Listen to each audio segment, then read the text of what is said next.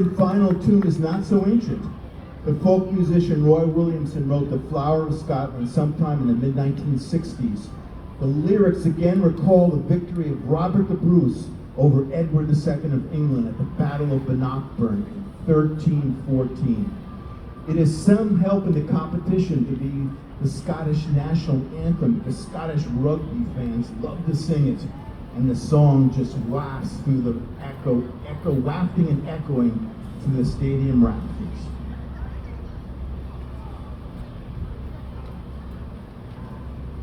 All right, slow march.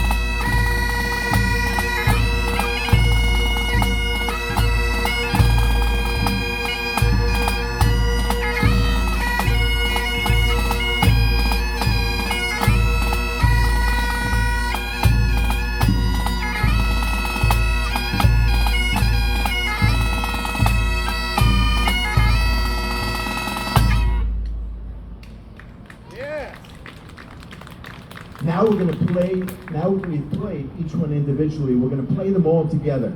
Remember, each is up to be the national anthem of Scotland. Come by our tent and tell us which you think should be the national anthem. All right, quick march.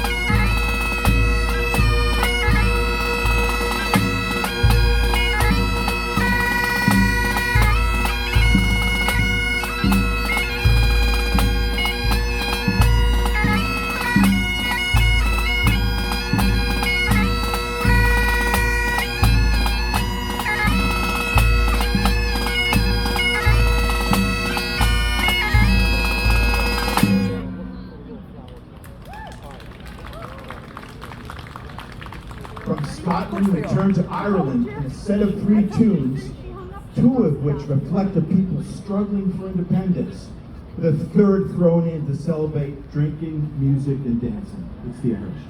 The first of these, The Minstrel Boy, is a song by Irish poet Thomas Moore, who lived from 1779 to 1852. The text is melancholy and nostalgic. The Irish harp, torn asunder, offers no promise of restoration in the future. The warrior bard is forced, crushed into silence. You'll want to pay attention to the opening notes. They feature a plunge from the top of the register to the bottom note of the chanter, an echo as powerful as any of Ireland's troubled past. The Minstrel Boy. Right. Quick mark.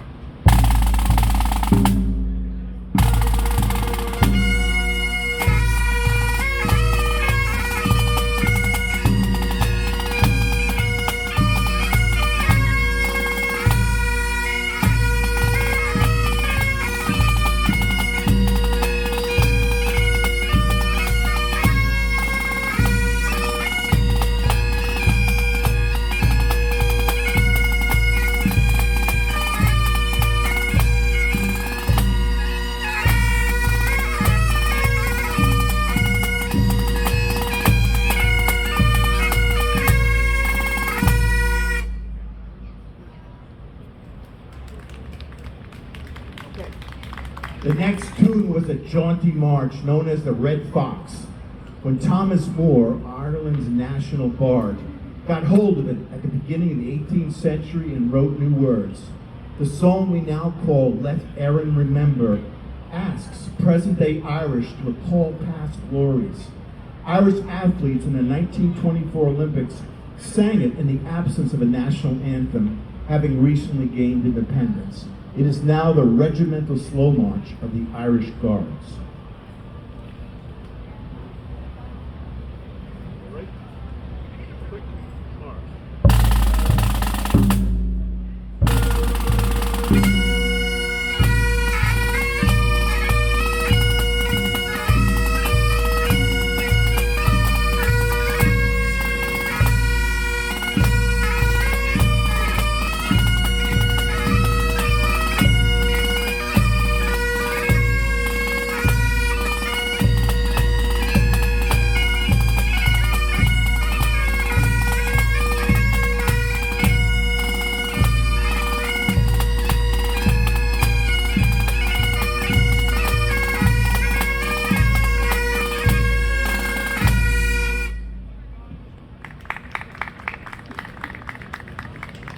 To finish out this set, we are going to play a traditional Irish jig that originated in the 18th century. The Rakes of Mallow celebrates the extravagant lifestyles of young gentlemen from Mallow, a town in County Cork.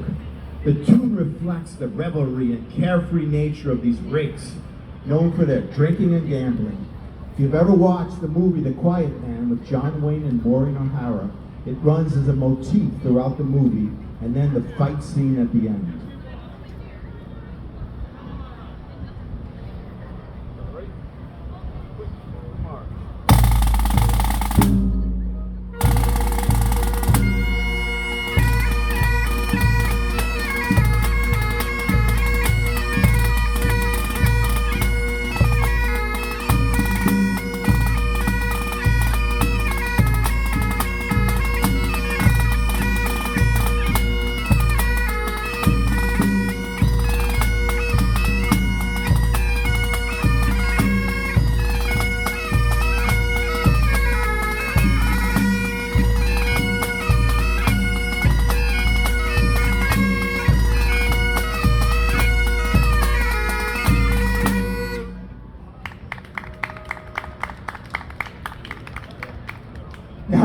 Now listen to the Irish set of three tunes that travel the distance between political despair and resignation to what the Irish would call today a good night's crack.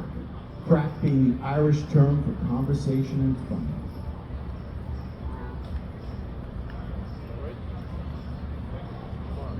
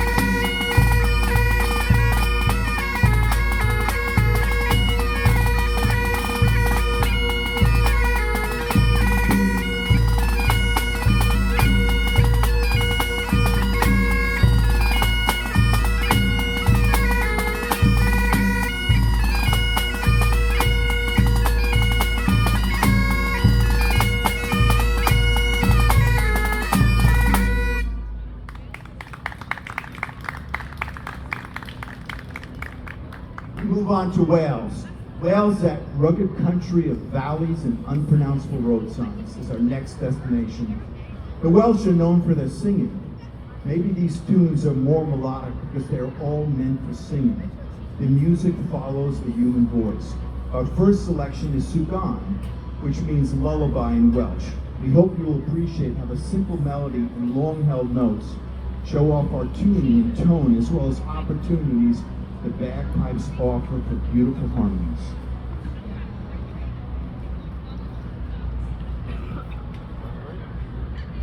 Slow, mark.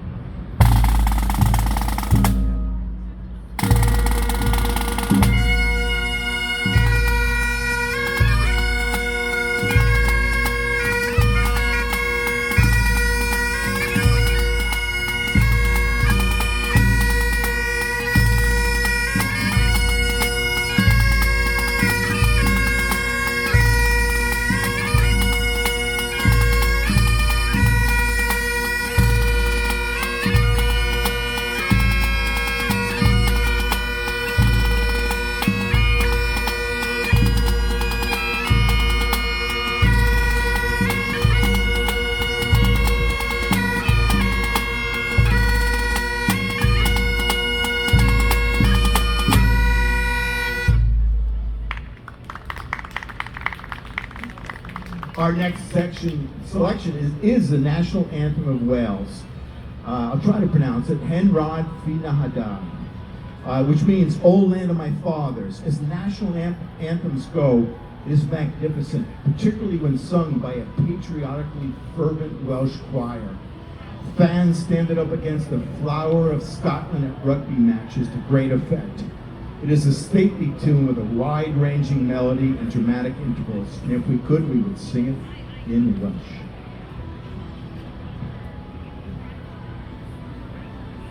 To the right. Slow, mark.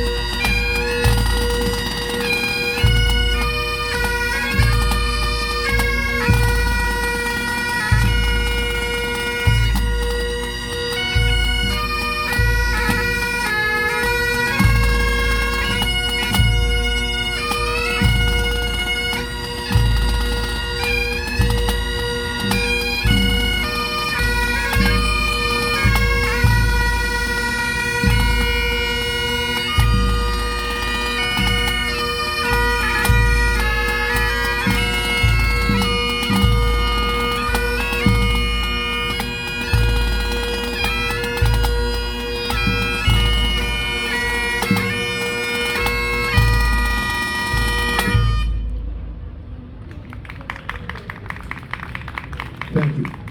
The next tune is called, it's a stirring march, called "The Men of Harlech."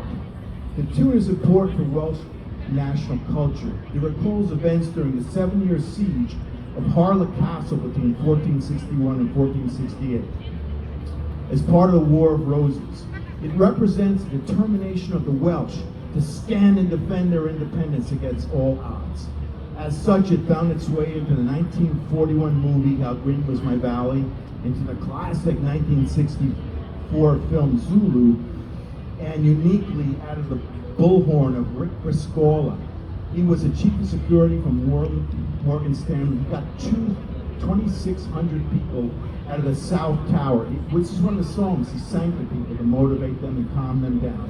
He went back into the South Tower and perished.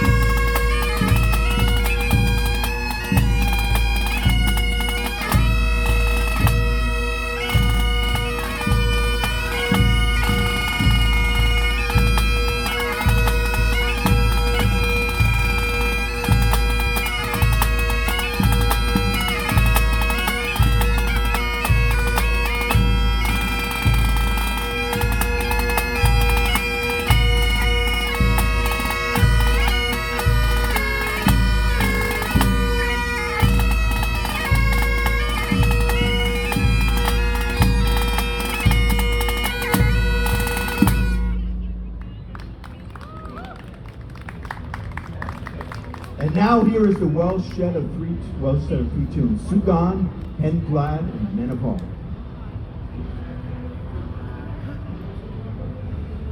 Right, slow, mark.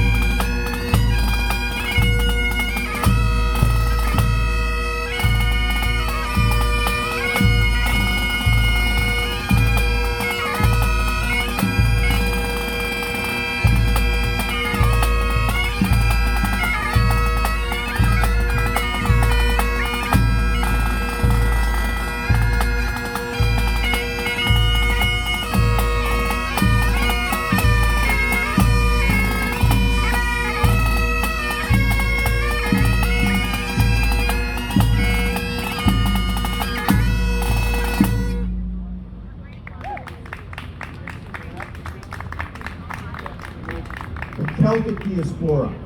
We conclude our program this afternoon with a final set of three tunes that together represent the dispersal of Celtic music all over the world. The first of these tunes is familiar to many through Dvorak's Symphony No. 9, From the New World. William Arms Fisher, one of his students, wrote words for the melody from the slow movement, and the song, Going Home, has become very well known. It's quite likely the composer heard this as a folk tune during his travels in Appalachia, home to many Celtic immigrants. It certainly fits perfectly into the range and tuning of the bagpipe chamber.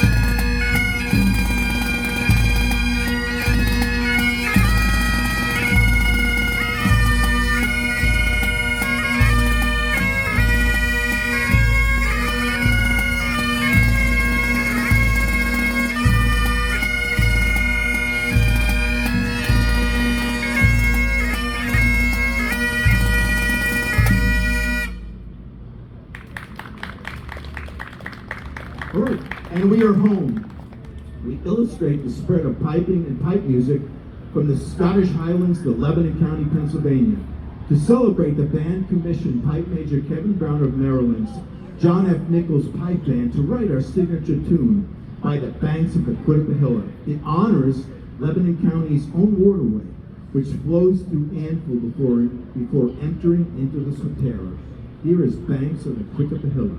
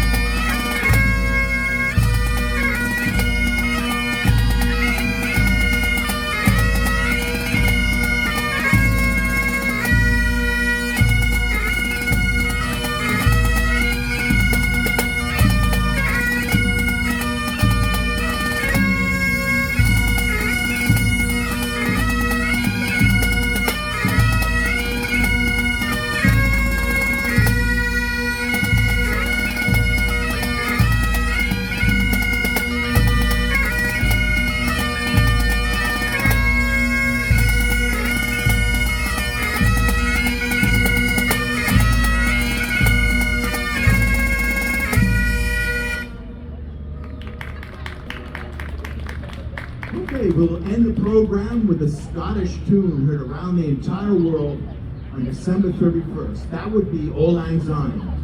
In Scots Gaelic, it conveys the meaning of for old time's sake and reflects fond memories of the past and old friendships.